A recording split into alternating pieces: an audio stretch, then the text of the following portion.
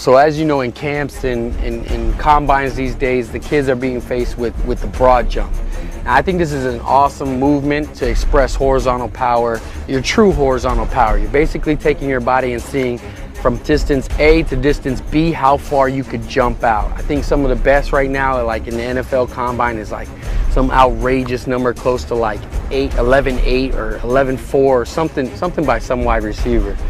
But you know, I have guys, and it's not just football anymore. You know, it used to be guys, they jump this, and it's a matter of $1 million or, you know, losing that contract, how far you jump. But you see in high school kids faced in, you know, baseball, basketball.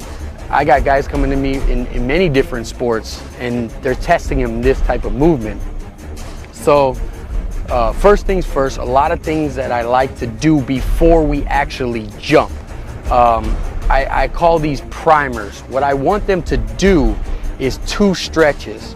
First and foremost, we want to be able to get full extension on our jump.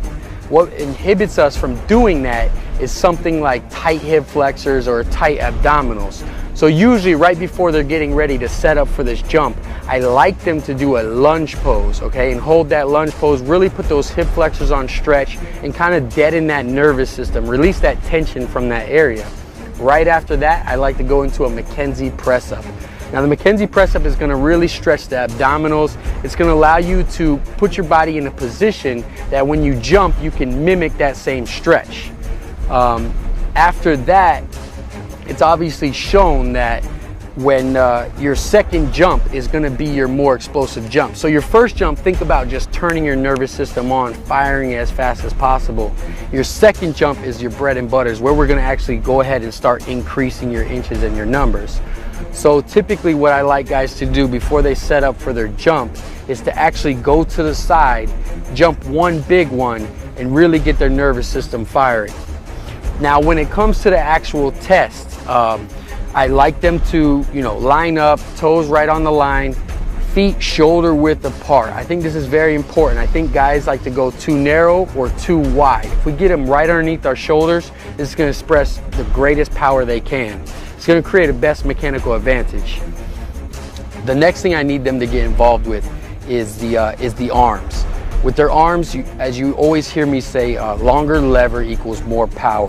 I want them to forcefully, both hands, explode them down. As soon as they clear the hip, they're able to collapse their torso. You know, that's the chest to the knees, bend down, swing them back up as forcefully as possible. And as soon as they clear the hip, I want your hips to extend and follow your hands.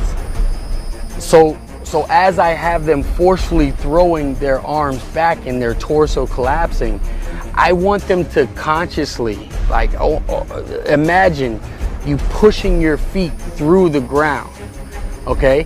And then as we're doing this, I want you to start to think about squeezing your glutes as hard and as forcefully as you can once you clear, to basically extend your hips as quickly and as powerfully as possible to shoot out. A good cue that I like to use with some of my kids is I like them to picture that their belly button, or rib cage if you will, is shooting out at a 45-degree angle. When they're shooting out at a 45-degree angle, we're ensuring that they're getting proper height and depth. So they're not just shooting straight out. I want them to get some height so they can crawl into those extra inches. After they're out there, they're expanding their chest. And at the last moment, the landing is the biggest part. You see, I think a lot of guys leave a lot of inches on the table when they basically land with their head over their feet. If you think about it, if your head is over your feet, you could be able to actually bring your body, position your torso more back, and land with your legs out in front of you a little more and stick that landing. So really what I want them to do is at the last minute, sweep the legs, quickly flex the hips, and land in a low squat position. Now this is going to take some technique, but as soon as you land this, I mean, you're talking about almost a foot. The proper landing could actually end up in you having that extra foot. After you stick the landing, you know, in almost every camp these days, the biggest thing is you can't pit pat. You can't land forward, you can't step backwards. This, in my actual combine, my first 2 ones I scratched because I had so much power out the gate. I was pit padding, and I need to redo it again, and it really started messing with my mind. So the biggest thing you need to practice before you go into that is sticking that landing and being able to statically hold that for a second. I like guys to actually be able to pause in that landing position and hold it there for a 5 count. Because really what that's going to train them to do is be able to hold it off and really focus on sticking that landing. Now, as far as training for this test, we can look at it 1 or 2 different ways. It depends on the time frame you have. I always look at it like I look at any athlete. If you have, say, 5 months, 2-3 months, something like that, we're going to want to look at it one way. Either you need to increase your absolute strength, or you need to increase your rate of force development. If you just don't have a motor back there, you're not squatting, you've never really been strong, I want to increase your absolute strength, okay? I want to get your squat numbers up, your deadlift numbers up, your hang clean numbers up, and I really want you to focus on increasing that number, and we'll see you express a stronger broad jump. If you have always been a strong person but can't get any power out of you, what I want to focus on is that rate of force development. And this is exactly how it sounds. I want to take that movement from a static position and move it concentrically as fast as possible. So this is going to include whether it be seated box jumps, we can do a speed squat, we can do a speed trap bar deadlift, we can also lower the weight and do speed cleans. Anything that will get that forceful, quick hip extension. If you're looking at it a day, 2 days, a week, a month before, really what I want to focus on is the technique.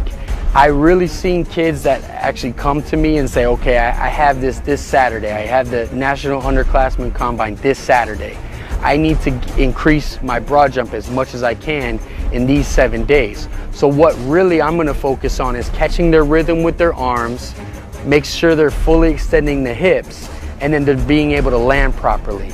I've seen guys who jump a 8 foot. I know they're powerful enough for a 10. I get their rhythm down, I get their technique down, and I'm able to increase that 10 foot. You know, get within 9.7 to 10.1 or something like that.